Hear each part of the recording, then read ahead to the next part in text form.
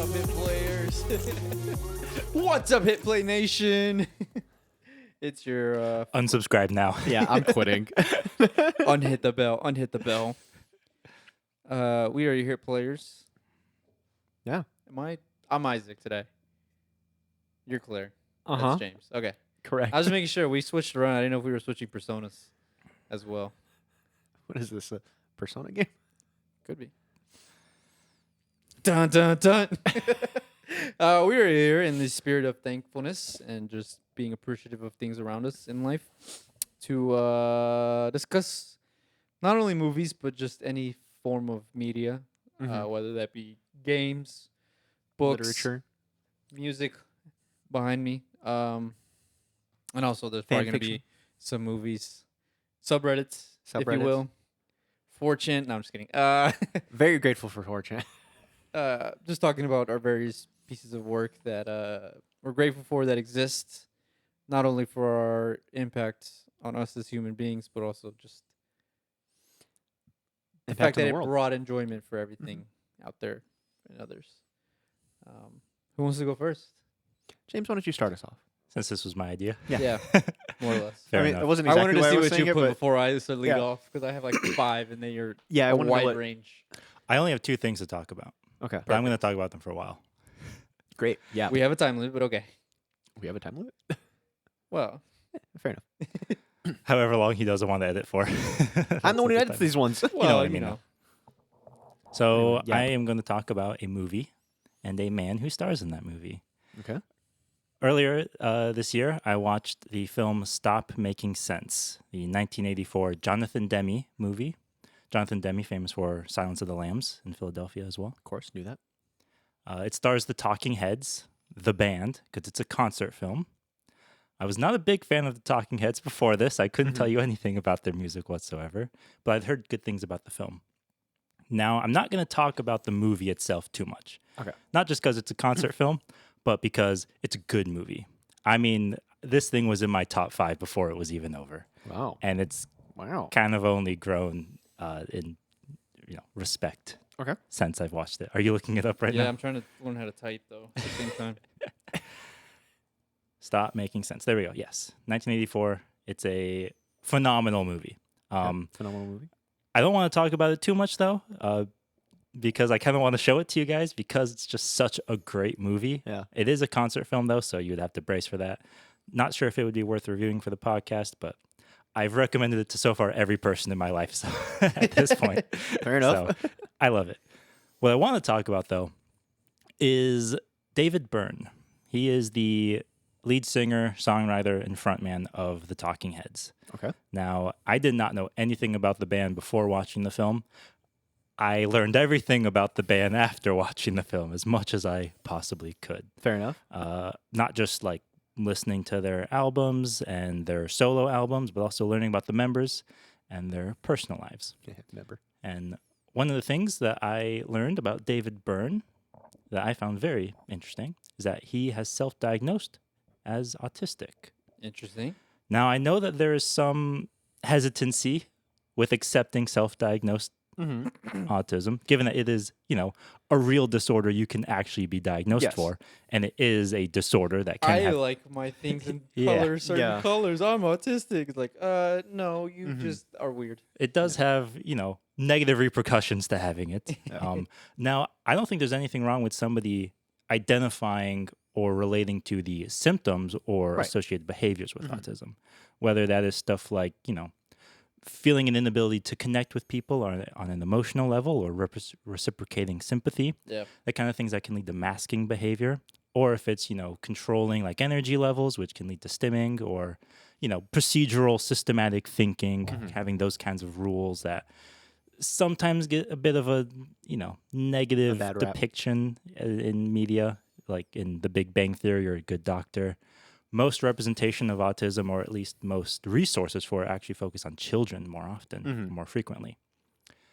But David Byrne's autistic. There's no denying that whatsoever. You listen to him talk. He's been accepted by the community for the most part, from what I've seen. Now, I certainly identify with a lot of symptoms of autism, although I have never had a fictional diagnosis. And many people in my life have told me that One of which is right there across. I think sitting when across we from him. all took the online like RSC test, I scored the second highest. You scored the highest because Sean literally was trying to get a high score and wasn't answering correctly. Okay, so Yeah, you scored the highest. It went you, me, and then like 50 points. Everybody Yeah, else. I think I was well into the triple digits. Yeah, you were high. So, regardless, I have never been officially diagnosed, but I do accept that there are elements of my personality that are reflective You of have quirks. yeah. If of you're ASD. not like fully on there, you're at least on the spectrum at some I capacity. will feel like say it's probably- this though, yeah. however, and this is why I want to talk about David Byrne and why I'm thankful for him. It's because for the most part, even though I could recognize that I certainly display some behavioral traits of autism, I mostly associated them with negative aspects. The inability to connect with people being the biggest one, being able to not just reciprocate people's empathy or understand why they were feeling certain ways, but being able to get myself across to people, Yep. which really hinders your ability to like form connections on an intimate level, which puts a strain on a lot of your relationships or makes you wonder why, you think all your dates are going well and then they never do. But hearing David Byrne talk about his autism and rephrasing, the parts of it that have helped him, that have allowed him actually to flourish in his career, things like being able to focus, to concentrate, that kind of procedural thinking that has led to essentially creativity in his case. Now, obviously, he is not as, given that autism is a spectrum and there are varying degrees of the severity that you can have it, he is definitely on the more privileged end of it. He's literally in the Rock and Roll Hall of Fame. Yeah. I think it's safe to say that he's had a Very good career. Yeah, In spite of it. he's doing good. But hearing him talk about, his symptoms and how he's been able to use them to his advantage made me realize that I had never done that myself. Never thought about, what elements of this have I been able to use to advantage that I just never, thought about it that way, because the perception around autism is so negative. Like it's a disorder. It's something that people want to cure, right? That you don't always think about, oh yeah, the way that I think is different from other people, but I can also use that, or I've been using that in ways that have helped me more so than just the stuff that I have, sulked over. Yeah. And so honestly, just watching interviews of him talking is just one of the few times I feel like I've actually felt like liberated, listening to somebody else be like, oh, like you actually kind of understand like how I feel to an extent. You feel represented. Yeah. And there are also, I mean, it's, Verbal mean Dexter. Dexter crying, I have failed you. yeah. I mean, there are other musicians, as I've been researching this, there's another musician I love named Justin Broderick, who is actually diagnosed with autism. Incredibly influential, a British metal musician, basically founded the genres of like grindcore with Napalm Death, basically invented industrial metal with the band Godflesh, like insanely influential guy. But then I'm like, oh, why did I also relate to his stuff too? Yeah. I'm starting to see a pattern here. And I don't know what it says about me. But nevertheless, watching Stop Making Sense is basically, David Byrne talked about how because he struggles to communicate with people one-on-one, being up on stage, he allows him almost like a space where he can let loose, and actually get across the things that he wants to through music, through performance. And all of that is on full display in Stop Making Sense. It is an incredibly like emotionally vigorating film, but like it's all like just through the performance of them playing the music and him singing, like his actual performance as the singer in the band. I can't really describe it well. Fair enough. It is just a phenomenal to watch, and learning more about him and his experience has helped me reframe my own experience. So I am thankful for him to that extent. Shout out David Byrne. Shout out David Byrne. Shout out Justin Broderick. Shout out. We are officially the #1 David Byrne podcast. We're pivoting away from From what were we movies. last. We're just going to talk about the Talking Heads. I hope Yeah. you guys like new wave music. No, I honestly would love to show you guys the film, but it is a concert film, so, don't expect like a story. Yeah. Don't worry. Rebecca's been really trying to get me to watch a concert film too. Something about like Time or T-Swizzle. something. Yeah. Olivia Era, Rodrigo. I'm not really sure. Yeah. Taylor Swift. Eras Tour. Yeah, it was the joke. She's The Eras making Tour more movie. Eras Tour. That's a movie? There's a movie of the Eras Tour? Yeah. Are you making a joke? I don't know. Is that real? Yes. thought so. I don't was, keep yeah. up with Taylor Swift. I don't know. No, it absolutely is. Yeah. It's on Disney Plus. Anyway, continue your statement. Stop Making Sense is widely considered the greatest concert film ever made. Okay. And I don't need to see another film for the rest of my life. I'm just satisfied with Stop Making Sense. Damn. Like, as concert movies, Oh, as okay. far as it goes. Yeah. Oh, I I was like, wow. well, that ruins our plans for next podcast. I was like, this is just how he gets out of red one. No, Yeah. no. Yeah. I meant I don't need to see another concert film. Stop Making Sense did everything I would ever want to see out of that genre, and does it to the fullest extent that you could possibly take it, in my Fair enough. opinion. And anybody who has seen that movie knows that it is as phenomenal as people say it is. I didn't even know anything about their music beforehand, Mhm. and I'm like, the music is super good too. Number one The hated fact burn that pod. even Talking Heads fans are like, yeah, the live album is their best one. The live versions are way better than the studio album versions. Does that mean that anytime I hop in your car now, instead of Radiohead, I'm talking? So I did know one Talking Head Yeah, song right. previously. I knew the song Radiohead because the Okay. band Radiohead took their name from the Talking Head song. I love that. I love that. It all comes full circle. Yeah. Anyway, Dread it. Run from it. It arrives all the same.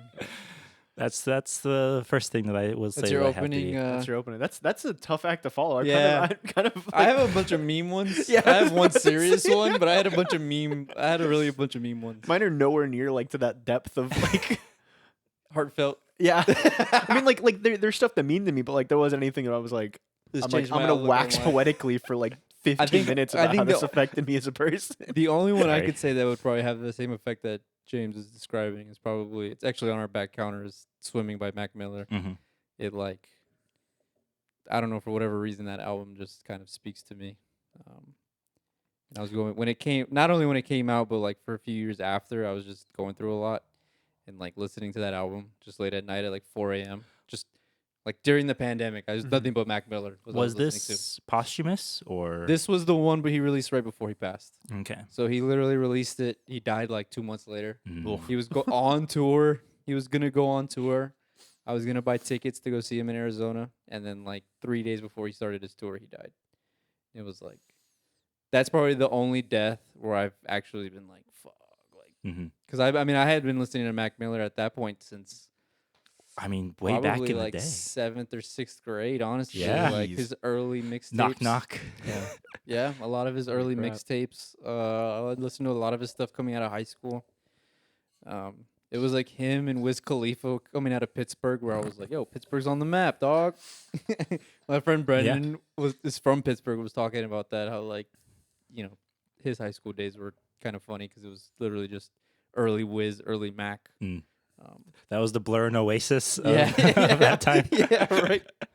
It's Beatles, Rolling Stones, British Invasion. It all comes full circle. Yeah. the Pittsburgh wave. Yeah. No, that's I think Mac. I have a lot to say about his Posthumous stuff. Yeah, thank you. I don't know that word. Albums. Postpartum. I don't really postpartum.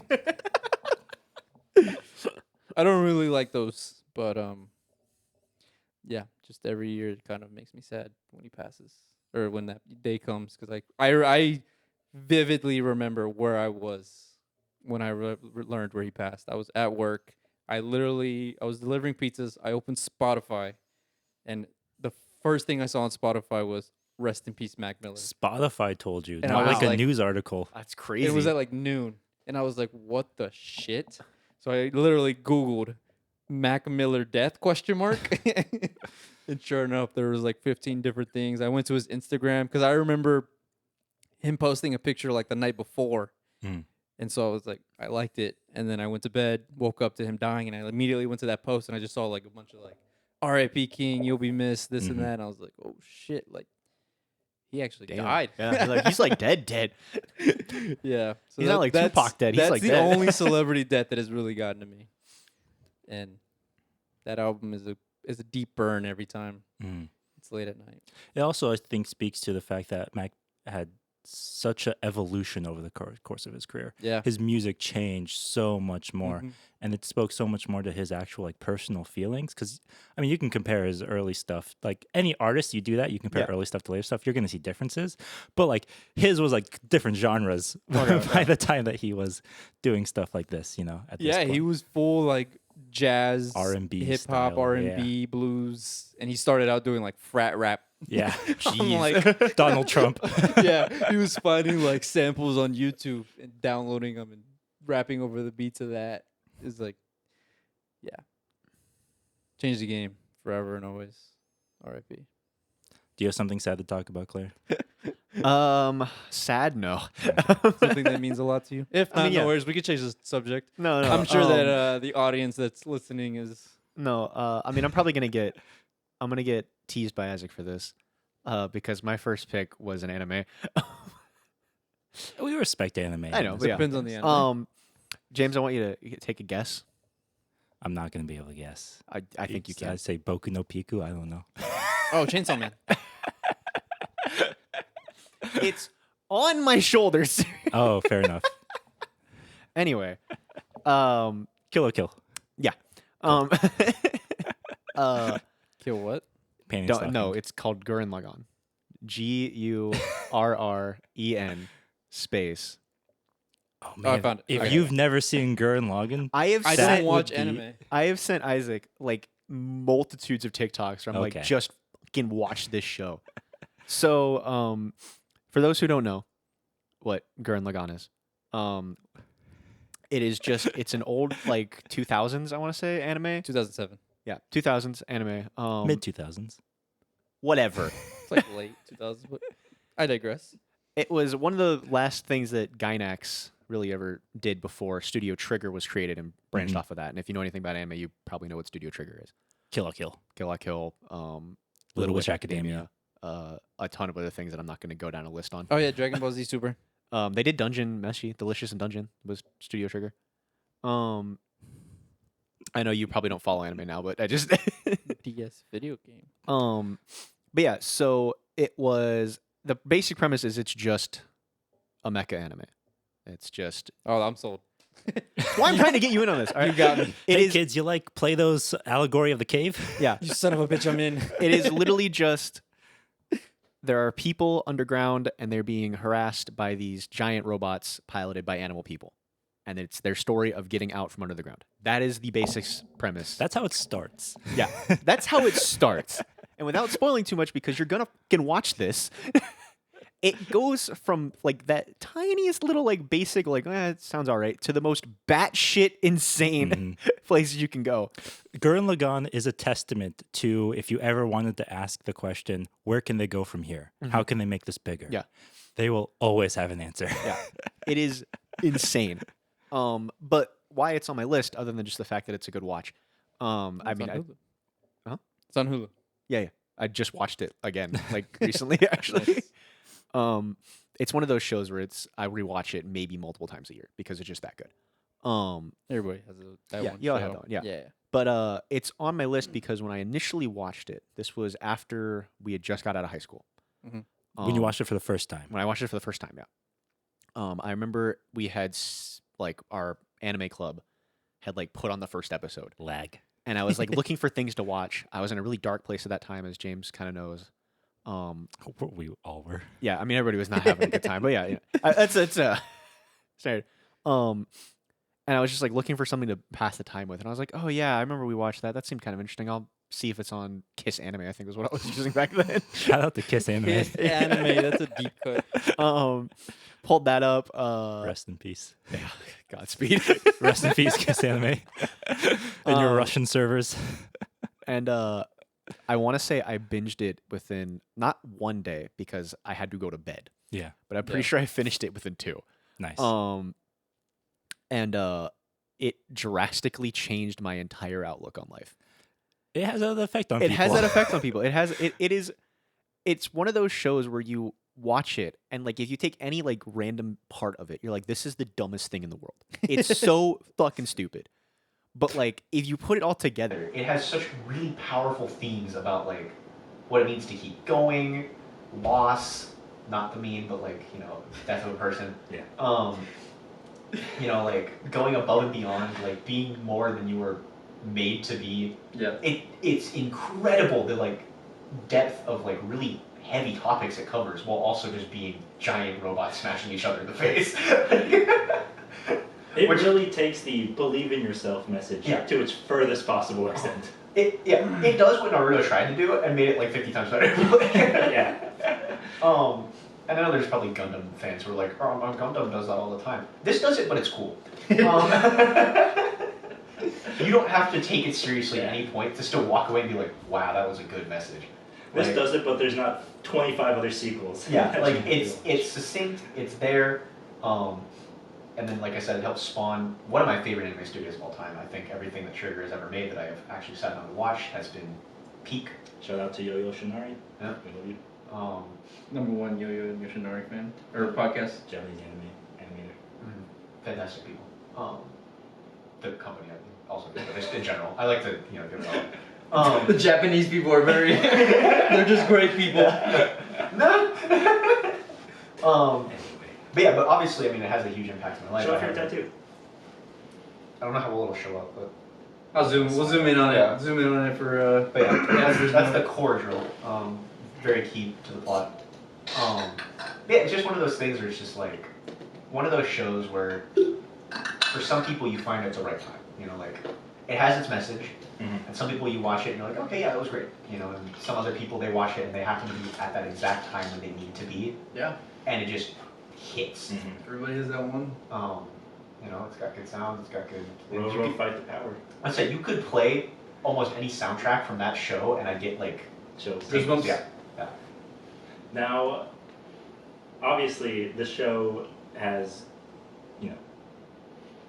was it just the themes of it, or was it like specifically like a single character, or like Simon himself, or was it was pretty much everything. It was just it all kind of comes together, and then like as I've grown up and rewatched it, I've recontextualized different parts of it and how it affects me at the time. Like I said, I just rewatched it, so it's like I was recontextualizing how I feel about it because it's a very masculine show. Yeah. They talk about masculinity a lot. I'm like, okay. In a good way or bad way? In a good way. It's all very positive. Yeah. But it's very much like as I was watching it recently, I was like, okay, this show used to make me feel like, oh man, but I'm like, I know now that I didn't really like that aspect of myself. So I'm like rewatching, like, okay, like, how does this change things, And I'm recontextualizing as more of like less of a manly, but more of a like, okay, like this is just being a good person. Like, I wasn't into this because it was positive masculinity that I was trying to embody. It was just the fact that I'm just want to be nice. It's like that helps sometimes. Yeah, it's just every now and then. So it's really just all of it. I don't think there's a single thing where I'm like, oh, this was like the defining, like, every time I'm looking forward to this. I have not, because when it was in theaters, I repeatedly said we should go watch that. Looking at you, Isaac. We got a ghost in here or something? And I was shot down, and I don't go watching things in theaters by myself. Fair enough. And then I went and looked it up online. I'm not watching it on a stage streaming site because those could give me viruses every time I've gone on them since. Right. That was gonna be my next question. Is in high school, how far did you guys go to watch an anime? I mean, Kiss Anime was. Well, that was super easy back then. Nowadays, it's a pain in the ass. Yeah. A lot of the like. Really? Now I feel like it's easier. No, a lot of the pirate sites are way worse. Well, okay. I'm talking about like the means of which you could do it. Well, first off, Crunchyroll is all paid now. Yeah. Right. Right. I mean, because even back then, Crunchyroll had a ton of free stuff. Yeah. That's how I watched 600 episodes of One Piece for free, and now you can't even watch like 10. Yeah. But like all the pirating sites, because that's how most people watch anime, or they did back in the day. Yeah. Those were completely free. They were shockingly not like bad for your computer. Yeah. Nowadays, like even some of those have like paywalls behind them. It's like porn websites have better better malware protection than some anime. Yeah. If you want to watch like any episode of a show, you click it, it opens up like 16 pop-up ads. You have to click through every single one of them. You go to click the play button and it pops up another ad. There's like 4 different fake players. If you pause it, it opens up more. Like they're just bad. There was Really also bad. some shit that I just watched like on YouTube in 3 parts. Yeah. I was just like pitched Yeah. up. Yeah. Pitched up, it's like inverted. I remember doing that a couple times. So honestly, I think it's actually like, as much as there are official means to watch these shows now, a lot of the official means suck. Yeah. And like, you know, the translation's bad, The streaming service, the streaming like the actual service is website bad, is yeah. slow it down. there's this one show that I watched recently, via Methods. And when it came out officially, like the official translations, took the like underlying like Yuri vibes that this entire show had. That the official writers, yeah, the official writers were like, hey, we're like basically doing everything but showing that these two are gay for each other. Mm-hmm. And then the official animation was like, you're my favorite friend. I'm like, no, Yeah. no. Straight Like Russian. that was like, They did a reverse EDK euphonium. yeah. So I feel like there's a couple shows now. Yeah, that's a that's lot harder to stupid. do. And then just finding the stuff that you want. Like, I had to figure out what the hell Gurren was on because it used to be on Netflix and hell, I was like, That's right, it used to be on Netflix. Dude, I watched it on Adult Swim because it used to be on Tsunami. because it was huge. But yeah, It's a good show. you need to watch it. You I know should. you don't like anime. Go to Hulu. The English dub is fantastic. Just That's gonna be watch. my next question. A dub or sub? This is one of the few shows that I consider the dub superior to the sub. Interesting. I've only seen it. I watched it on Tsunami like way back in high school. Mhm. So I only You watched it dubbed. I dubbed it. Yeah. There's like one or two things where I'm like, okay, the sub is better, but like as a whole, it's definitely like a good dub And show. also, it shouldn't go understated. Even if you don't connect with the themes at the time that you watch it, the animation is just It's incredible. incredible. S tier. I mean, again, I've sent you TikToks about it. I don't know if you watch them, but like, Yeah, I watch your TikToks. I don't respond to them because sometimes it's like 17 of them, and I'm like, I'm not going through and liking every single one of them. but like anytime I'll watch them, but I'm not anytime you gonna see a like robot with a drill in my TikTok, that's for Now I know. That just contextualized everything for me. But yeah, I mean that was my number one pick. I feel like that's the thing that has affected my life the most. It's good to have something like that. Roro fight the power. Something to Believe in the me that believes in you.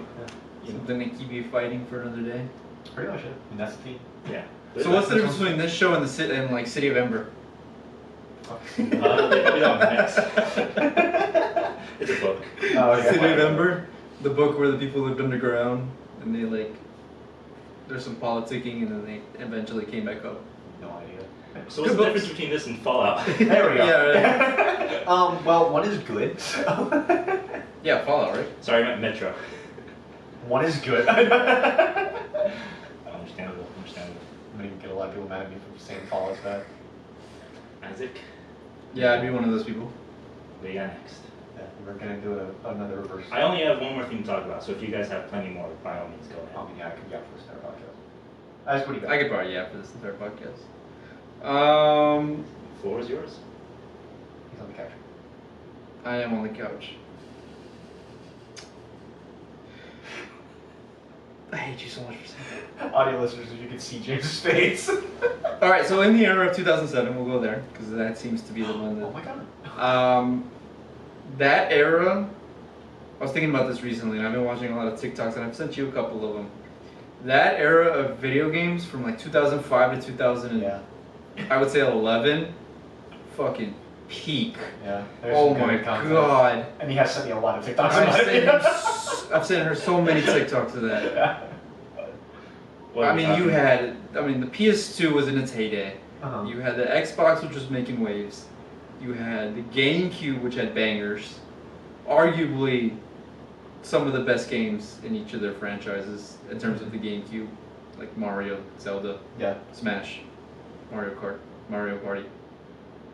Arguable. Just the dishonorable Yes, thing of yes. the GameCube without pointing. And I'm just thinking, like I was replaying Kingdom Hearts the other day, and I was like, I can't believe this game came out in 2005. Like, I know, right? I was 7 playing this game, Yeah. experiencing peak, and nothing has ever graced my Yeah. screen as much as that. You joke about Fallout 3, but like when it came out and I first learned about it, Oh, wow. I played the absolute shit out of that game. Like, I probably had like 10 saves. Mm-hmm. Skyrim came out, I remember in 2012. I played the absolute crap out That of that was game. Huge. That was a defining game. This guy. The Halos, I mean, I remember playing Halo 3 nonstop. Dude, And Pokemon Halo Diamond Reach. and Pearl. Pokemon Diamond and Pearl. I'm not a Pokemon guy, but those It's games okay. those games were existed. Yeah, they made Alright, waves. I got my one video game out of the way. They did make waves. Yeah, I mean, those were Sinnoh was a huge Oh, time. absolutely. Yeah. And also, like, that was about the time when The anime came over to America. well, no, that was before that. No, I mean like on Cartoon Network. Yeah, but that was also when Heart Gold Soul Heart Silver. Gold Soul Silver came out, and you got like the walker. Oh yeah. I And had tons that. of kids were out walking the Dude, middle Pokemon school, around. we all put those on. Yeah, we all had it. Every single kid had one. It was so cool. That was yours. You could take a Pokemon, because obviously they gain experience points that level them up. Yeah. And you could put it on like a kind of Tamagotchi It was a style. Fitbit. Yeah. You put it on a You Fitbit. would, like, it I would think I walk remember with those. you, Uh-huh. and it would gain experience points as you walk. That's so which is a dope. mechanic in the game, but they made it you could do it in real life. Yeah, so So you kids would literally like put it in the pockets of their gym shorts, like while Yeah. we ran the mile or something like that. It was literally just Go home and your Charizard's like a level 75. I whatever executive or game designer came up with the idea of like, okay, we know kids can't play at school, so what if we give them the way to play at school It's like by also Pokemon. getting them out and about? Pokemon Go. Genius, absolutely genius. I will say this, that I am not a genius because I put a Pokemon on it and forgot about it and then deleted my save file. And I couldn't So the get it back. Pokemon's just there, like Yeah. suspended. It had nothing to do with It's like Wreck-It Ralph. It was just a Caterpie, but like nevertheless, you know. That Caterpie's probably like OP as shit. Yeah. Has nowhere to go. Yeah, I mean, That's God only so knows what funny. mine is. It's probably dead. That's so funny. Speaking of Pokemon, did you guys ever play that one on the GameCube? I forgot what it was. Yeah. The one where it's like the Shadow Pokemon. Oh, XD. It's true. Yeah, it was called XD. Yeah. um, No, I I didn't play it all the way through. I had like a cousin had it. The one where you're like the bandit turned hero. Yeah, something like that. You rescued the Misty lookalike. Yeah, I never actually played it all the way through. I was rewatching that because sometimes I go back and rewatch old games. Mm-hmm. What a weird turn for Pokemon. They were back when they were experimental. Yeah. I mean, I played the hell out of that game, but there was just, yeah. Yeah. And I think to piggyback off that point, it was like there's a lot of games that were so risky and so niche. Like my uncle talked to me about, because he would come over every summer, and there was one summer where there's a game called Custom Robo. If you know that, it's a huge deep cut, but it's on the GameCube. It's basically like Gundam, but if it was Gundam was in an arena. Okay, I'm thinking of a clear. It's like a top-down. It's a top-down arena fighter. Okay, sounds Um, sick. It was pretty dope. But he played it all one night because I didn't have an SD card at the time, or a memory card, I guess as they were called. And so like he just played the entire game. So I remember that. But that was what unlocked that memory of like, there's so many 6 to 8 on like a 10-point scale Yeah. games that just are forgotten for time, and it's like we just don't have that anymore because every game has either $1 million in budget and like marketing and development, or it's a guy in his basement Yeah. building it for like $10 for 6 years. On Kickstarter. There's no in between anymore of like, you know, you think of like Naughty Dog, and Naughty Dog was releasing like 4 games at once. Like we don't have like Rockstar themselves had like 17 titles released for the PS2 and PS3. Remember when freaking Rareware was like the name? Yeah. And now it's like shovelware at that. I'm pretty sure it's dead. I think the studio's gone. But like, Jesus.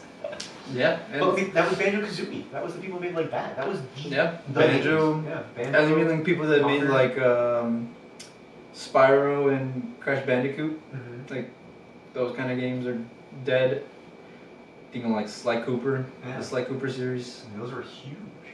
And like now they're just like They just don't exist. they exist in indie games. You think They of just all keep the bringing Call it. of Duty knockoffs Yeah.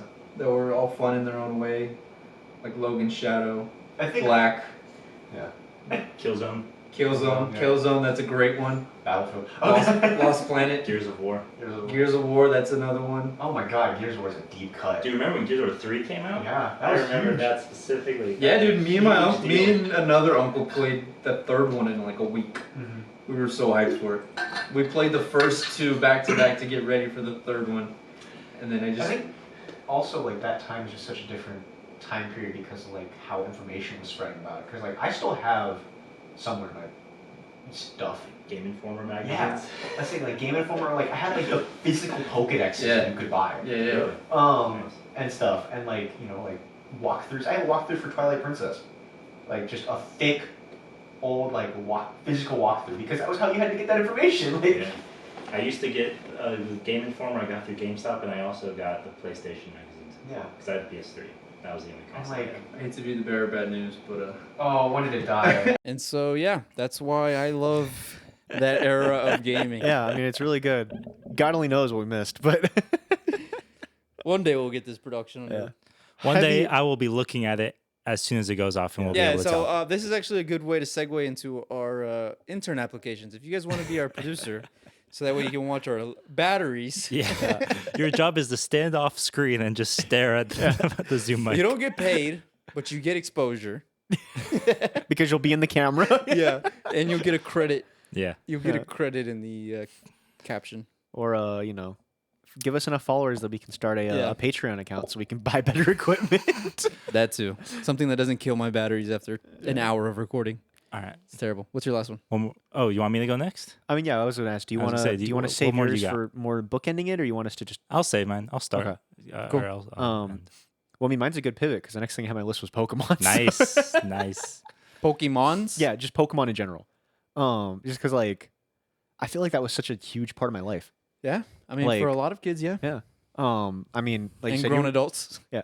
Well, Most of them grew up playing it anyway. yeah, I would say like you're not a huge fan of it, obviously, but like No. I know. I still have on the record. I've only ever played Fire Red. Yeah, this is gonna be James and I talking at each other for most of this. But I know of Pokemon. Yeah, but like Name one. that isn't Pikachu. Yeah, obviously, Pokemon, Mr. Pokemon, Oh my John God. Pokemon. John Poco. What do you have to say? Well, I mean, we talked about it a lot already, but like, God only knows how much was actually recorded. Yeah, that's true. But yeah, just like, it was one of those things when I was trying to think about my list. I was like, what are the things that have like either deeply affected me as a person or just like are so intrinsically a part of my existence that Mhm. like I don't know what I would be like without them. And I was like, Pokemon's up there because like, Yeah. I mean, I feel like the reason I like to play video games is almost directly correlated to Pokemon in general. What was the first one you ever played? Fire Red or Leaf Green, one of the two. I don't remember anymore. I had both. But like that You was trade my, with each other. well, I mean, I only had the one, but Is that how that worked? You had to. You had do to it have with You had to have somebody two else? Okay, devices. Okay. Yeah. That's what I liked Um, about having sisters. Thank you guys.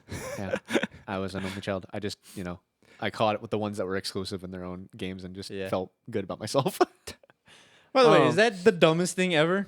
It's, I mean, from a marketing standpoint, absolutely fucking genius. And to be fair, The original DLC. Yeah. to be fair, reading what their original intentions were for Pokemon, because I mean, Time Magazine put out a huge, like, special issue Spread. about Pokemon, and I've been reading that recently. Reading the original intention for the creator, the idea of putting them on different things was to actually promote collaboration, Mhm. because he saw the like Game Boy Link cable, how you traded Pokemon back then. Yeah. And he was like, I believe the exact quotes or whatever were basically, he was like, I saw it and everybody was using it to compete. You would connect to your friends in Tetris and you'd battle, or you connect to your friends in like other games and you battle. He's like, Yeah. I wanted to make a game that was you connect to your friends and you help each other. And so he was like, and then one of the executives in Nintendo were like, hey, what if we split the games? And he's like, then you actually have to know another person who Yeah. has the other game Yeah. Version exclusives. to actually You have to make collect friends. everything. Yeah, you have to make friends. And that he expected it to be this huge, like, making friends experience. Granted, now it's Wi-Fi. now it's Wi-Fi It's all and Pokemon like Go. it's people selling things and it's all human greed or whatever. But like the original vision, I think was really cool. Yeah. It didn't work out, but I do remember that. Even though I wasn't big into Pokemon at the time, I do, or just ever. I do remember though in like elementary school and middle school, like kids taking their Game Boys and being like, "Oh, I'll give you, this Pokemon if you Yeah. give me this one," or like this and that. Like they were trading. I mean, for me, it was Yu-Gi-Oh. That's what I was into, but Yeah. it was like it's that. the same concept. It yeah. was just Guys, I've duplicated my Mewtwo's. Who want them? yeah, Yeah. right. Like, it was shit like that where it's like I'll give you 3 Mr. Mimes if you give me one like Yeah. Onyx or something like that. Yeah, It's like, just dude, like Onyxes are easy. You Onyx. just go down. I mean, Right. I know that. But yeah, it's just like it's one of those things that it's a huge cultural phenomenon. Like, I Mhm. mean, if you go and dissect how many of my mobile games were Pokemon, it's probably like at least 50%. Yeah. Now, are you saying that it was like you connected with it like playing the game, or was it like characters in the anime or like The games. I'd never really watched too much of the animes. Yeah. Because for me personally, one of the things that I connected about the game was exploring. I grew up in a family that prioritized spending a lot of time outside, Yeah. going on road trips, and playing Pokemon when you're on a road trip was just like peak childhood for me. Was Exactly, because yeah. you're Trying to wait for the Yeah. street lights to Street pass lights to by pass on the by. Yeah. original Game Boy. because it's like you're out exploring a world, Yeah. and then you're playing a game where you're out exploring a world, and I just always thought that was fun to do, Mhm. and it helped that places like Hoenn and Sinnoh were like fun to explore. Yeah, they were cool. you know. It was I do remember playing when I, back when I was a wee lad, just like being like, oh, I took a left turn here. Oh my god, I learned to cut. Like Yeah. now I can go into this part of the map The original Metroidvania. because like as a kid, nowadays, you just Google like how do I get there? Yeah, But back then it was literally like you wouldn't know until 15 hours before where you would be like, oh, now I can go back to the beginning. Yeah. and like go a sometimes you'd even completely like different forget, and route. you'd just be like over there for some other reason. You're like, oh, No, Yeah. I would still Google stuff like, how this guy needs a slowpoke tail. How do I get one for Yeah. him? Yeah. I can't get past him. um, How do I get the Snorlax out of the way? That was just another. To kind of piggyback off my point, that was another thing that made that era of gaming great. Was like we had to figure out how to play it, or like if we didn't have an official yeah. game guide. yeah. And then when just you had to figured buy it out, you had to teach everybody else how to do it. yeah, when you were that kid in the class where you're like, guys, like I got past like X part, and they're like, oh, that was cool. That was such a good. You're like, I am the biggest motherfucker on campus right now. Playing Pokemon Emerald, like, guys, I got past Rival 2. Yeah, And I was like, he's the Messiah. I mean, like At least I'm gonna get you. Diamond and Pearl being like, yeah, I beat Cynthia like the first try. They're like, Yeah. I did too, but I used cheats. same, but like, I actually replayed that stuff. but yeah, I was saying like, I mean, even that like, That's how I got cheating, Shaman. hacking into games and stuff like that Yeah. was introduced to me by Pokemon and like the action replay. Yeah. Yeah. And that was huge. And like, I also did You know. ROM hacks as well. Those were Yeah. super big back in the day. Yeah. Incredibly sketchy. I should not have been doing that. horribly sketchy. You Not guys just- remember Game Shark on the PS2? You might have remembered. I don't Yeah. know because I I don't think I did ever you had have I a had, PS2. a PS2? game, I had a Game Shark for the Game Boy Advanced. Oh, okay. hmm Shit slapped. Yeah. These things are cool. Those were crazy. I Those felt are like I so was cool. fucking Steve Jobs. Yeah. Having to like go onto like the early internet to look up Yeah. codes that you have to Yeah. like Yeah, find yeah, to plug yeah, in. yeah. Yeah. I got into making ROM hacks, so I had like the map Ah. editors, Oh, and so wow. I actually saw. You got into it. I should not have been on any No. of those websites. No, those websites are probably completely screwed over my parents' computer Yeah. doing that. Your parents are on an FBI watch list for like That 15 was some years. of the stuff that was super cool to see, like, the actual like tiles that like were left out, or that you could like move stuff so I could make myself walk into certain areas and Yeah. stuff like that. And then like you could rename. That stuff was always super. James super was the cool. original speedrunner. Yeah. Yeah. Any percent glitch James, full. James over here, hacker man. Yeah. Yeah. All those old school YouTube videos with unregistered hypercam too. Yeah. What's the the top last one. Pokemon you played? The last one that I played that was official was the latest ones. Sword and Scarlet Shield? and Violet. Mm. I played Violet. But I did play a couple ROM hacks recently. I just started today, actually, playing the Infinite Fusion one where you get to put them together. Ooh. Yeah, and that's what I'm doing now. But I think the last ones were the last official ones that came out. And it was still like, that to me was when I kind of like realized I was like, yeah, I still like, no matter how much these games are for children, I'm still like, damn, I love Pokemon. Yeah. Because like when they announced Scarlet and Violet, I was like, wow, this is garbage. This is is that the open world one? bad. Yeah. I was like, this looks awful. It looks abysmal. You should just like straight up just like uninstall, like just Game Freak close down. Like Jesus. I um, played Brilliant Diamond. I just love Sinnoh. I never Yeah. played Black and White. I couldn't get into them. Anything past 4th gen, I just never got into Yeah. personally. That's where it ended for me. But I mean, that's my favorite part of the game. And I still would replay the original Pokemon Platinum over and over and over. At least once a year, I It's would peak. replay it. It's it such is a good absolutely game. peak. It's such a good game. I say that like I've played it. Yeah. And it's just crazy that these silly little monsters have such a vibrant community of random crap. I mean, remember when Pokemon Go started? Yeah. That was huge. Yeah, that was I like some- I was like crying that first I was day. going to places of my not my hometown, but the city I was living in. Like, I have never even been there. Right? Yeah. Oh my I god. was just like, I need to find a goddamn, I don't know, Mr. Weez, Yeah, something. I need to find something. Grimer. yeah. I was remember- driving around at night looking for ghost Pokemon. Yeah. You gotta go to a cemetery. And Yeah. I remember there was like a couple days where I'd go like morning would start and I'd go to pick up Emily and then I'd go like pick up Matt or something and like we just hunt Pokemon until like noon and then I'd take them home. Yeah. And like I would like after work I'd go like walk to a park during my lunch break or whatever and like wander around because there were Pokestops on and I was You like just see, farming. It's the exploring part. It's Yeah. getting outside. I That's remember part that I love. the businesses would have the businesses that had Pokestops would have promotions. Yeah. Yeah, Of that's like, right. like I remember going to a pizza restaurant one time and it was like one free pizza if you check in with us Mm-hmm. on the like you have to show them on your app that you checked in with them. And now it's What a a shadow of weird, its what a, former what self. a, But like what a funny time. What a funny time. I think it's Yeah, the I only mean- time that kids have been outdoors in the past like 15 years.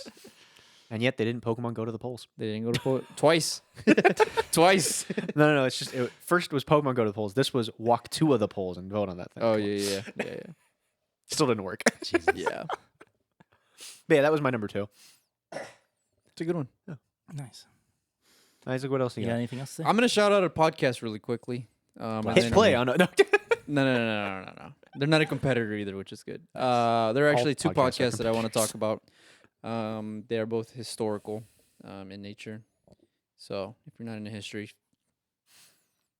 I don't know. I don't know Tuning what out. to do about you. My dad just Um, turned the volume up. Your dad turned. I'm turning it down. There is one. This is probably the most famous historical podcaster, Dan Carlin. I've been listening to a lot of his stuff the past like 2 or 3 years. He is a interesting guy. He's a very good narrator. He does like at one time he'll do like six-hour podcasts Holy crap! about one topic. Like the one that got me into it was about the literally like the first month before World War One started. Was he did a 6-parter podcast on that and Nice. and then obviously a little bit into World War One. But he's done stuff like that. He's done stuff about like why Imperial Japanese aggression in the Pacific before World War II. He's done a couple of like older ones like the 300 Spartans and the Greeks at Thermopylae 300s, just like the Romans. were the Trojans. Baby, we live. But he just does like stuff like that, and then he has a smaller, shorter podcast where he interviews Oh, guests. it's 5 hours. yeah, right.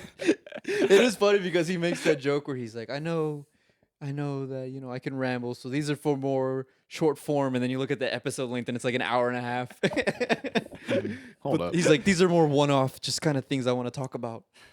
But he'll interview like certain authors and stuff like that, and I've actually found a couple of historical authors like Malcolm Gladwell and Annie Jacobson who just write interesting novels. So I want to shout out him just because if A, you're interested in history, or B, just want to waste time at a job that allows you to 6 listen hours. allows you to listen to something in the background. Sometimes. Yeah. I think something like that is very good. And then the other historical podcast is much shorter. But it is the Rest is History podcast. They are two British guys Ugh. who talk about. They're actually really funny. That's rare for a Brit. That's what I thought about first. I was like, oh, two British guys talking about like crap, and then they'll do like the American Revolution, and they're just roasting. I was gonna say. They're roasting the British generals the entire time. good, And okay, I'm they like, know what's oh my up. god, these guys are great. But they do Two British guys doing history. We should take everything back. they'll do like not random, but they'll do like the big hitters. Like they've done Hitler, the Nazis, the American Revolution. They've done like Civil War. Mm. They've done a couple podcasts with Dan Carlin where they're just like, Dan, we just wanted you to talk for like 3 hours. just yap at us. Yeah, Your so they're content. just yapping for 3 hours. They did one I listened to recently about the Titanic. So they have like a wide range of stuff. They'll do like super niche things about like the Rwandan genocide or something like Nice. that. That's Definitely. definitely untouched in American education. Yeah. Yeah. So yeah, those are just two podcasts that I listen to quite a Well, bit. I'm glad that you're thankful for learning. Yeah. You know what? I feel like I that's a think good thing to be everybody should thankful learn. for. I'm very no, I know you're a massive history buff. Yeah. Yeah. I'm very apprehensive of people who say like, "Oh," I'm like, I mean, everybody should keep learning. I think once you turn your brain off after you leave, a formal institution for education, I think is very ignorant. It probably explains a lot of the issues that we have in this country nowadays. I think most people turn their Um, brains off before they even got it. I say no. Mine definitely shut off into the- well before that. It's just that Yeah. it was the I turned it off whenever anybody told me I had to learn something. That was when I shut down. But you guys learn, like you guys read All the time, not yeah. necessarily, books about learning. Well, I mean, it helps when your like, dad's a You're professor. I You're don't know what to say. broadening your horizons. Well- Isn't that is what I'm saying? I think Like there are people who are like, I'm just watching General Hospital and that's it. Yeah. And it's like, Mhm. I don't like you. yeah, you need to be able to, because even stuff that isn't designed to teach you, you can still learn things. Yeah. And I Like, think don't go out and watch or don't go out and read like Ken Burns' The Civil War, Mhm. or I guess watch it.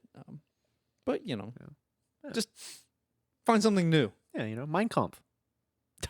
Unironically, you probably learn a lot about fascism Yeah. reading that book than you would Probably in- could, yeah. I'm sure in an there's a lot of American- people in that an have read American it. and- textbook. Yeah.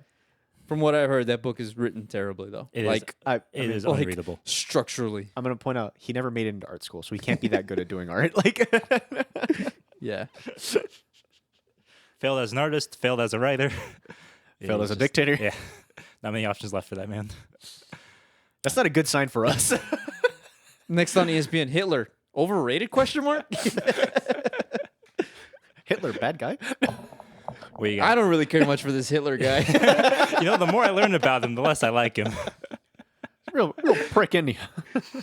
R.I.P. Shout out to Norm McDonald. That's something I appreciate too. thankful By the for way, Norm. thankful for Norm. Yeah, shout out Norm. Absolutely. We can all three of us can agree with that. Yeah. What a guy. Just as the blanket. Thanks for comedians. Just not the bad ones, but like the few good Norm. ones. Yeah. I would say like Norm, Conan, I'd put Bill Burr up there. Bill Burr. Yeah. I think is probably up there. That's about it, really, Yeah. in terms of stand-up comedians. That's why I'll talk about some sit down ones, but You want to what? no, it was a joke. Stand up comedian sit Oh, down. oh. Do you have What anything you got? else? Yeah, I have something that we can all talk about, I think. Good. You appreciative of the Hitplay podcast? Yeah, no. Actually, I despise this. Every week, my life is torture. Just when I thought I was out, they pulled me back in. No, That's it's clear actually every time we text her about it. Next, like tabletop RPGs, like D&D. that was gonna be on my like honorary Yeah. mention. As I think that's and like I said, it's something I think we can all kind of yap a little bit about. Mhm. But that's just like again, intrinsic to who I am as a person. Yeah. Like, and something No, else you that- don't say. Yeah, let's say The the fact that I massive have an stack of entire shelf guides. dedicated to RPG. Just your D&D. But it's not just D&D. it's not just Yeah, D&D, yeah, 'cause yeah. I played, Warhammer? I've played a handful. Warhammer Warhammer. example. Warhammer's always fun. I mean, I'm playing Lancer right now. That's what I've. We're about to get doing. into Mothership pretty Yeah, soon. you guys are about to play Mothership. I've played Fate Core. I played a fan-made Fire Emblem tabletop, which was mediocre at best. I played Gwent. Oh, my favorite tabletop of RPG, the Poker. OG. Chess. Yeah. Strategio. Yeah. Yeah, it's just one of those things that's just like, I feel like playing characters and writing characters is so intrinsic to who I am as a Well, person. you're a writer. Yeah, I mean, yeah. And trust me, out of all our D&D sessions, you get in the character more than anybody else. I'll say yeah, that's That's one true. of one of the things about when you pitch, you're like, oh yeah, like what if like you run something and like Claire, you get to be a player. And I'm like, on one hand, yes, it'd be fun because I want to watch you flounder and it'd just be funny. But also I'm like, the few times that I'm gonna decide to get into character is gonna like confuse the crap out of you guys. I like when we get into character. Oh, it is, yeah. But like I've straight up like screamed at people over the table. Yeah. And then like afterwards, I'm immediately like, yeah, so how you doing? And they're just like, how do you like tonally shift like that? Like Yeah. you literally went from like a minute ago, I thought you hated me, the person. My boy, haven't you tried acting? Yeah. And I'm just like, I just get into character. Like Yeah. it's one of those things that like You would be really good at improv. You should I'm get into an improv troupe. fantastic at improv. You should get into an That's what it improv is. troupe. Yeah. If I'm like focused up and like not Yeah. Locked in. spacey, yeah. If I lock in, I'm great at improv. Because like I said, everything you guys run into half the time was me just pulling it out of my ass. Yeah. Like Yes. I gave myself a structure and I was like, all right, from there I'm just gonna let them vibe it and I'll figure it out. So like, I feel like that taught me a lot about just improvising as a whole. I'm very good at whenever like this plays into my job actually, where if people ask me a question, hey, how do you fix XYZ? and if I don't know the answer, I'm really good at saying things to make them To leave make it me seem like alone. you know the answer. Yeah. Yeah. Or it's just like that basically leads to like I'm gonna look into it, but like I say it in a way that instead of them going like, well, how do you not know? They're like, oh, okay, yeah, like of course I'll let you get to work, and I'm like, yeah, Yeah, you yeah. know. Meanwhile, I'm like, what? Like, What did I just do? yeah, What have I done? you know. And then yeah, being other people is a good time, which is ironic, but I didn't want to say it. I didn't want to be the one to say it. Yeah. Do you feel like playing games like that, improv games, actually helped you? Like, Ironically, no. no? I know that's like a lot of people have said that where they're like, oh, I think that's only what most ever people would think, though. Yeah, you know. on a lot of people who play these games who happen to also be trans have commented on like, you know, well, it's how I realized because I only ever liked playing girl characters. And Yeah. I only Yeah. wanted. I have played men, women, non-binary, fucking robots, like I mean aliens. I've done the entire spectrum. Yeah. Yeah. Like I don't care. Like I'm just like I'm having a good time. Like You just exist. You're a Yeah. being. it's if the character makes sense in my head, I'll play it whatever it is. I've played gay characters, I've played straight characters, I've played asexual characters, I've played characters that are just so far off of something that I don't even begin to understand that I have to do research to understand how to play the character correctly. Yeah. Um Me playing the evangelical Christian. yeah, like you know, like, and I think that's part of the fun. It's just like it's a way for me to explore things that I don't get. Cuz like Useful to do. yeah, you know, like you know, if I'm playing a character that is an evangelical Christian, I have to learn how to do that so I can improv it, right? Yeah. Then I end up learning a lot about it. And I'm like, okay, I can put myself in that You headspace. can make a whole battle rap. Yeah. Yeah. You know.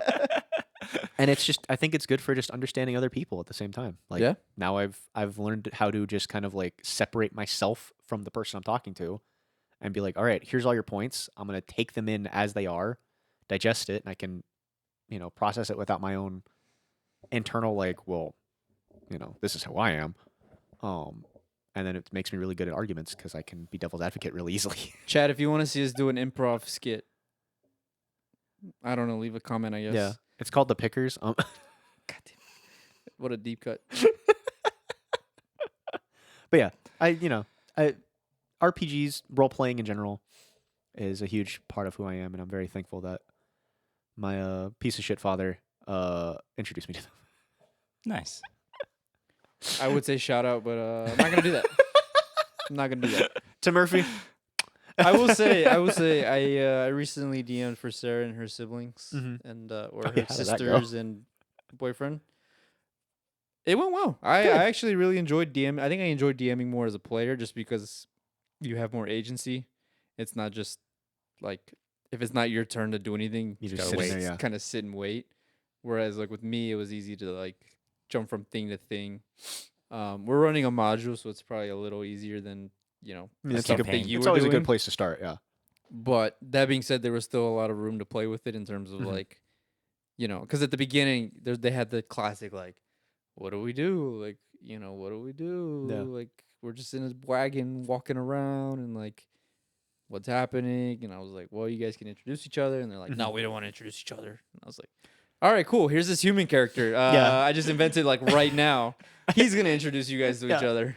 You had within 5 minutes, you're like, oh my God, I understand why Yeah. Claire was always so Yeah, yeah, fucking yeah. annoyed. Yeah.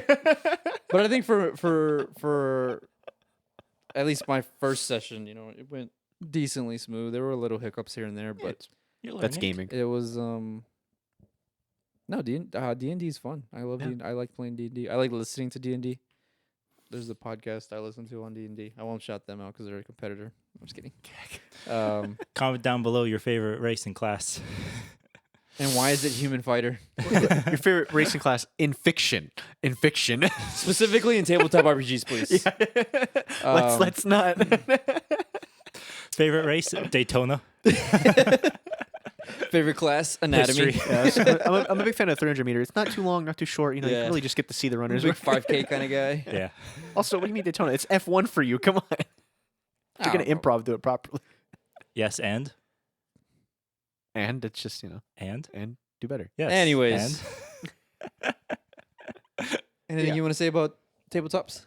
No, I mean my only experience playing them have been Dungeons and Dragons. That Mothership. I've run. I Yeah. think. Yeah, I am not a good player. I know. I'm letting them know my perspective on it. We have our flaws.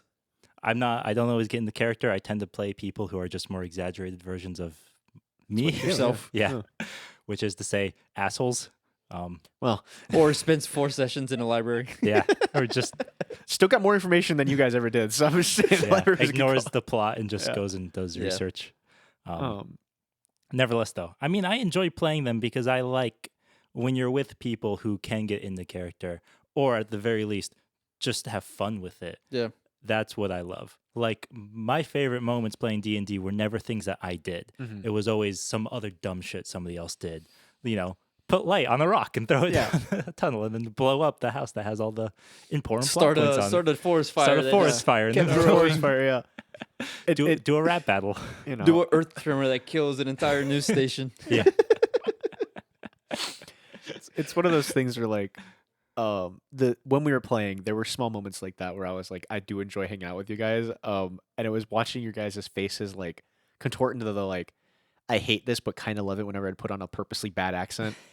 Like whenever One Direction came around, I was like, oh, I love it. And you guys are just like, oh my God. But you're like, I could tell you're also just like, yeah, it's fun. Yeah. Like, this is what we're here for. Oh, yeah, absolutely. You have to definitely go into a game like D&D with like not just letting loose, but like You have to buy in. you have to buy in. Yeah. You know. You have to Which buy is it, yeah. what when I did that first session, that was like the first thing I could see is like they were hesitant to like get into character, and I was like, that's when I started like with the human character. I just kind of like I started speaking in a southern accent. Yeah. And pretty soon they were all speaking in southern accents just to like they started mimicking me and then it became their characters. yeah. So I'm like, all right, Nice. cool. So 3 of the players are now Yeah. in southern accents and it's kind of funny. I don't think I'm bad at getting in the character. I just have one type of character. That's fair, yeah. I different. Yeah. I mean, that's Is my first handful of characters were basically just edgier versions of me. Yeah. It's as you play more, you start to like develop and like, you know, explore different parts of your personality is one thing. Rest in peace, Earth. Rest in peace, Mikkel. You Godspeed. served me well. Probably also Billy Graham. They're out there somewhere Yeah, he's out in there the somewhere. nether realm. Yeah. I probably still have my character sheet somewhere in my room. I think it's still in They're my- literally right behind you. yeah. Oh, my super older ones. Oh, yeah. like Surth and stuff. Yeah. Yeah. yeah. That's I think fair. I have those actually. I think they're in my Probably binder. buried in like some college, like Yeah. notes or something like that. You're like Nice, you. film 101 textbook. Yeah. That's funny. God, I haven't thought about Surth in a long time. Holy crap. What a deep cut. That was the first Remember, campaign. remember the people we played with? Ooh. Oh yeah, That matters were too a lot. characters. You have to have good group chemistry. that's true too. That is a yeah. huge thing. One of the game that I play on Thursdays, I cannot freaking stand one of the players. I hate him vehemently. If you're watching this podcast, he better not be. Yeah. Yeah, that makes a difference. Yeah, it definitely like the sessions where he's quieter are my favorite sessions. Poor guy. I mean, Poor it guy. is what it is. I'm not gonna be Yeah. like I'm not gonna go whine at the DM. I'm not more important, but like, you know. Anyway, James, you want to round us out? I feel like we talked a lot. you got nothing Yeah. else to talk No, about? not really. That was all my deep cuts. I mean, professional wrestling, I'll shout out real quick. It's Yeah. back. We've never been more back ever. Absolutely. Specifically WWE. I do not care for the other company that calls themselves professional wrestling. Fair enough. Yeah, that's really it. Yeah, I'm trying to think of meme answers. What else did I have written down? Hold up. LMAO. Mediocre movies, like I actually read one. Red Yeah. Bull. Kind of got me I'd thinking say, about like how much I enjoy a good mediocre movie, Rush Hour. which we're definitely Rush okay. Hours? Time out. That's not mediocre. I mean, they're considered like around that same level of just like kind of slop, They're art. but they're great. You know. James has never seen them. Chat, if you guys want James to watch the Rush Hour movies, leave a comment. Do any of them have a Christmas theme behind them? I don't think so. No. No, because I say we No. could cover them. Yeah, I mean, Yeah, I'm you trying know, to think. Animation in general, I just want to shout out good animation. You know, that was gonna be one of my caveats. Was no animated movie talks. Jokes on you! I opened with an animated show. I'm not allowed to do Interstellar. I'm just kidding. Hey, at least the first thing I talked about was American. Yeah, I know. That's what you were like. It's a movie, and I was like, oh, yeah, please, no. We had a good please, list. I We had want a good to. list. I wanna This is shout it out. definitely all stuff that we don't talk about. Well, That I think, yeah, that deserves a good Yeah. yap. like we've never really talked about Pokemon and Linked That's true. or that era of gaming. I or- considered pitching it as an option when I saw the Time magazine because it was like 25 years of Pokemon, and then I looked at like when the 25th year was, and it was like 3 years ago, and I was like, boy, you guys are behind. James, run us out. What's your final one? Yeah. What do you got? You guys hear ominous bells tolling at all? All right, gather around, kids. Oh, Metallica. I got a story to tell you. So, Oh, Dark Souls. This is where I kind of risk outing myself as a degenerate loser. You two already Outing? knew that, but for everyone else watching this, I'm sorry. For the record, I have a very neutral opinion on that, but yeah. So for the last 10 or so years, probably longer than that too, Mhm. I've been a somewhat casual fan of Vocaloid, which Gotta open the iPad for this one. No shot. I was not ready. All right, continue. I need to see. I had talked to you about this before. You have, but I cannot just lie. wasn't prepared for you to bring this up. How do you spell that? Don't close your You're laptop. gonna know it. You're gonna know what You're it is. clo- Keep talking. Even if you don't know Vocaloid, you at least know Hatsume Miku, who is the flagship character of the franchise. You know Miku. There's no way you don't know Miku. No, I don't watch anime. Everybody knows Hatsune Miku. I don't She's watch anime. Anime girl, long blue pigtails. This is Miku? That's Miku. Look what popped up. Oh, sorry. Sorry. It Close was your just- laptop. Yeah, Miku, Isaac.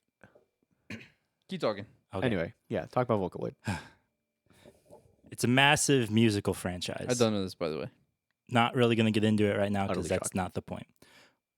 There's a lot of moving parts to it. One of the more recent parts is a mobile app called Hatsume Miku Colorful Stage, also known as Project Sekai.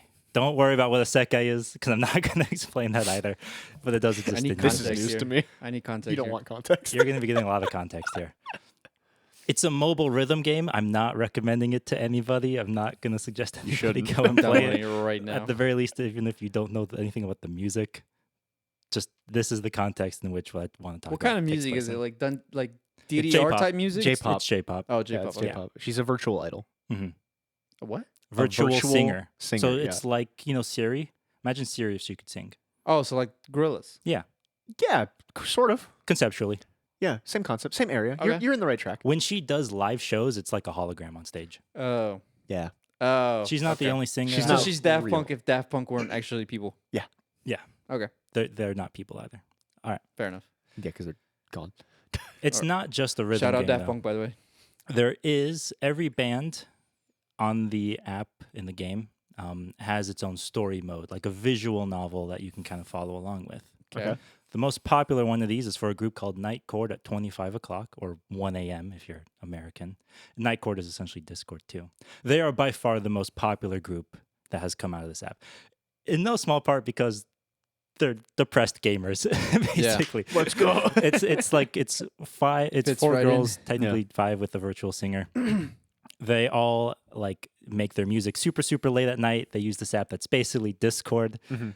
and their actual like story arcs are fairly relatable to a lot of people who play video games. I mean, a lot of it has to do more so. I mean, as depressive as it is, they're certainly the most depressing storyline in the entire game. But abusive parents, feeling like you're disappointing or trying to live up to the expectations, right? It's a mood. Yeah. Bullying at school is another That's a big part mood. as well. We all did that. And there's queer subtext to the entire thing, which Oh. certainly draws in its own Yeah. fan base. One character stands out in particular, however. Their name is Mizuki Akiyama. Now, what's interesting about this character is that their gender has never been specified. Is this the blue one?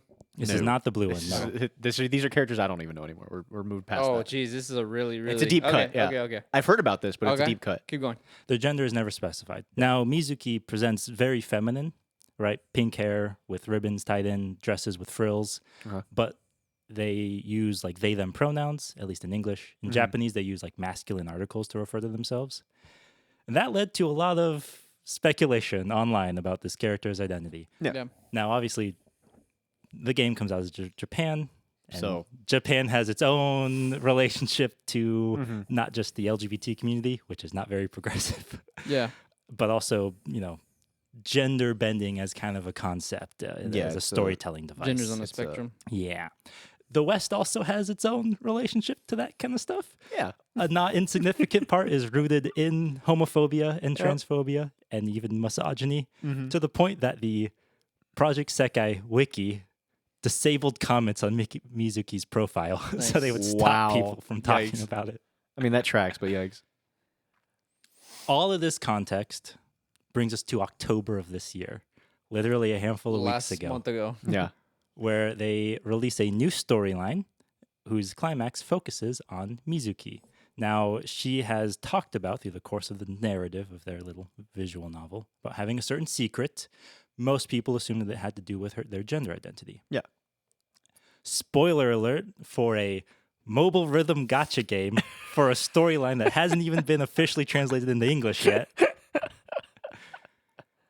They confirm, more or less say explicitly, she's outed by another student, that she was assigned male at birth and presents female to be seen as female. And that they are trans. And oh my God, did the internet just cave in on itself? You could not escape this out of subreddits that had nothing to do with Vocaloid and Project Sekai. We're still referencing it. I knew nothing about it, but Yeah. I remember seeing people referencing it and just being like this whole thing just imploding. I was like, what the? Yeah. I was like, whatever. That's some I anime can't- bullshit. I can, even if you haven't heard of it before, I Yeah. can't understate how massive the Vocaloid fandom is. I mean, It's not the only game in it, but it's definitely one of the most popular ones. And this being the most popular group, definitely like elevated Made waves. the wave of Mhm. this reveal, essentially. So you might be wondering why I'm thankful for talking about this here. Well, safe to say, as of recording this in November, post-Trump victory in the election, most LGBT people are feeling kind of fucked. a little rough for some of us. And not just because we live in the red state, but Yeah. because we're about to live in a red country Yeah. for the most part. And we also I live in the red state. Yeah. And now, personally, I don't get many options to talk about queer-related media, although I've taken my chances with movies on this podcast. Certainly, I read plenty of books. You know, I'm sure if I account for manga and comics, it'd be Yeah. 90% of the shit that I read. Yeah. But I do feel like, you know, facing a ambiguous and potentially dangerous future, representation is far more important because it builds the kind of solidarity that we're going to need to be able to help ourselves, like, exist Yeah. and survive, essentially, Mhm. given the worst case scenario. Mhm. So, and I will also admit that a lot of the LGBT related media I consume doesn't really focus on trans characters that often. Just never really come across that kind of stuff. I have seen in the handful of days and weeks since this event dropped, plenty of trans creators online talking about how Mizuki's story is very specific to her being trans, and the kind of fears and worries and anxieties that they express across their story arc are representative of things that trans people do experience in their everyday life. Fears of being outed, of being perceived as different if people knew essentially their secret. So in a day and age where a company like Disney is pulling episodes of their TV shows for Yeah. fear of backlash over featuring trans characters, I am incredibly thankful that there are still media companies, They want to risk it. Sega and Colorful Palette, who produced the game in particular, who are still just like, fuck it, we ball. This is the character. This is their story arc. This is the logical next step. Mhm. It's out there. You get what you get. God damn it. And I'm like, you love to see it, Yeah. personally. Yeah. And I am so thankful that something like that can still exist. Even if it's just like on this one small Even corner. if it just on because a that's sometimes everything you that know, you need. It's just but it has such incredible reach. Mhm. I mean, even just the from the actual game itself, you know, the reaction of Mizuki once she finds out that she's been outed, that became a meme across like every. I couldn't go to another subreddit without Yeah. seeing that image, and I was like, Jesus Christ! Like, do you guys even know where this is from, or are you just Like, you're using just this saying image? it, yeah. yeah. But no, 100%. I am thankful that like that can exist, personally, and I know that that's a lot of context into a world that you guys had nothing previously to Well, I do mean, with. I didn't even know this existed. Yeah. Yeah. that So, you kicked Isaac in the deep end. I was already like in the pool. Yeah, I use Reddit for sports, and that's really it. Yeah. I just keep checking my sport. I've stopped going into r/all.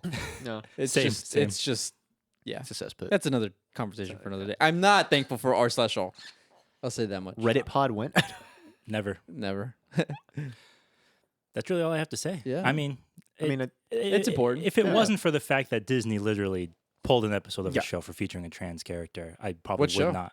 It was some animated kid show. I don't even know the name of it, I but it's don't like remember either. it was on Disney Plus. I think it's it featured the trans character, and they pulled it because of fear of backlash. You The know, episode had been produced, and you can watch it. There are rips of it. Yeah. But like, if that hadn't happened, I'd be like, Yeah, it's just one of those things where it's like Shit like that is so stupid. I hate stuff like that. it's just Like, just present the media as it was meant to. This is obviously, we're getting into a whole nother conversation, but like, yeah.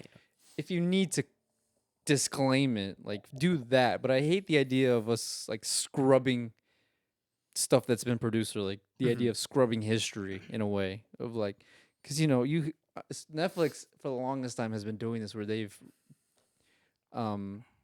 removed episodes. Like Mad Men specifically has an episode that deals with blackface because it's 1960s New York, and that's still a thing.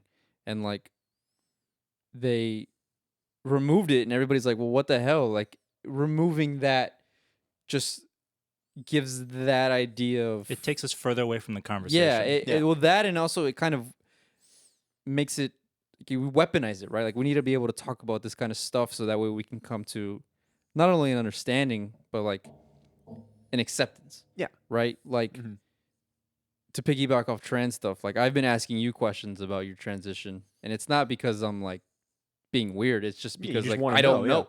I've never had somebody close to me as close as you and I are transition. Like, yes, I've met trans people. Yes, I've interacted with trans people, stuff like that. But like, seeing you go through this and like having I don't have secondhand experience really of this is like, it's new to me, and I'm trying to understand it so that way I can better not accept it because I accept you for who you are regardless, but just to like contextualize it. get a grasp of what you're going through, like mentally, and why you came to this decision and stuff like that.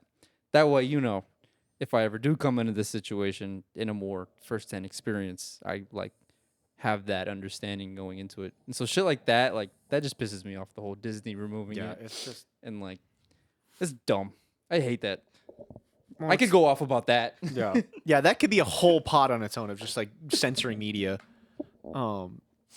Which I guess we won't digress too much because this is already probably like This is gonna be a an hour and long half ass long. episode. Yeah, It's a long episode. We've been yapping for a while. Chad, if you want to see that podcast where we roast. I mean, we don't have a whole lot of plans for December yet. So I mean, fun ideas are fun ideas. Yeah, we do. We have a bunch of Christmas movies to get to. Yeah, we have a bunch of Christmas movies. We're watching that Jack Frost Snow. That's all I have to say. Yeah, I feel like that's a good way to end it. good way to end it. Yeah. We've talked about things that we're thankful for us. We're talking about things that we're thankful for other people. I'm thankful for you guys. I'm thankful for you guys. Well, I don't know what that means. no, it's just like a joke. Like, well, I'm not sure about that. Like, I take that back. yeah. I'm thankful for you guys for Yeah. watching. If you made it this far, thank you for listening. Sorry, this was a little longer than usual, but sometimes I feel like those are our best pods, and it Yeah. well, helps we to could not constrain us by times because we don't have advertisers. But Yeah. if you'd like to be an advertiser, please shout out to us at hitplay.pod. I'm a big fan of Raid Shadow Legends. I'm a big fan of Duracell batteries. Actually, no, I'm not. What are we using? No, you put in the Duracell. You're Energizer. using the blue ones. Yeah, okay. I hate Energizer. You want to give a quick Cadillac Desert review? Like a minute? Do I need to? You don't need to, no. You don't need to. This is strictly for James's dad, who will get back to me in like 4 or 6 months when you finally watch this. Yeah. I finished it. This is good content. Chinatown still sucks. Anyway, make sure to follow us on Instagram. What a good pod. That was a good Hitplay.pod. pod. Thank you guys. I hope you guys like, have comment, a great. and subscribe. And if we you guys will- celebrate the holiday. Have a good holiday. Yeah. We'll see you Friday, Black Friday. We do our Alien. Yep. I'll be shopping. Next week is a big review, James. The sequel to one of your favorite movies of all time. We've only talked about it like 3 times already. That we're gonna review it.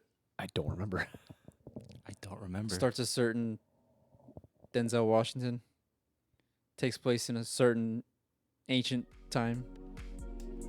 Oh, National Treasure. Yeah. Anyways, see you guys for that. See one. you guys.